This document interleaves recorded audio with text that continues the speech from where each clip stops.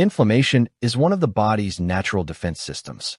In the right amount and at the right time, it helps protect us, repair damage, and support healing.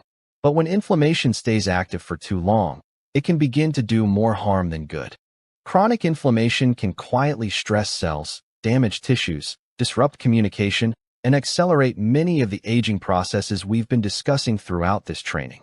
In this chapter, we're going to look at what inflammation really is, why it becomes a problem, and how it impacts cellular health and aging. Inflammation is your body's natural defense and repair response.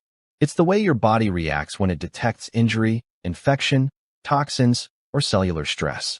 In the short term, inflammation can actually be helpful. It helps the body defend itself, repair damage, and support healing. So inflammation itself is not always bad. The real problem begins when inflammation stays turned on for too long. When that happens, what was meant to protect the body can start creating stress and damage instead. Not all inflammation is bad. In fact, acute inflammation is a normal and helpful part of the body's healing process. It shows up when the body needs to respond quickly to something like an injury, infection, or other immediate threat. Its job is to protect, repair, and then shut back down once the problem is handled. Chronic inflammation is different.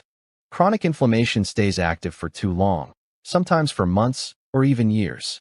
Instead of helping the body heal, it can begin to damage cells, tissues, and important systems over time. So the goal is not to eliminate all inflammation. The goal is to allow healthy, short-term inflammation when it's needed, and prevent it from becoming long-term and harmful. When inflammation stays active too long, it begins to create stress at the cellular level. Instead of helping the body heal, it starts interfering with how cells function. Chronic inflammation can damage cell membranes, proteins, and even DNA over time. That means the cell has to work harder just to keep up. It can also disrupt normal communication between cells, which makes it harder for the body to repair, regulate, and stay balanced. So the longer inflammation remains active, the more it can wear cells down and contribute to faster aging and declining function. Inflammation becomes chronic when the body is exposed to stressors over and over again without enough time or support to fully recover. Instead of turning on and then shutting back off, the inflammatory response stays active in the background. That can happen because of things like poor diet, toxins, chronic stress, hidden infections, poor sleep, low movement, or simply the wear and tear that comes with aging. Over time, these stressors can pile up and keep sending danger signals to the body.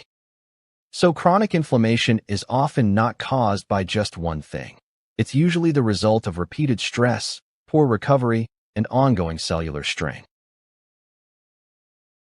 The big picture is this: inflammation is meant to be temporary. When it shows up at the right time and then resolves, it helps the body defend, repair, and heal. But when stressors keep piling up and recovery doesn't happen well enough, inflammation can stay active in the background.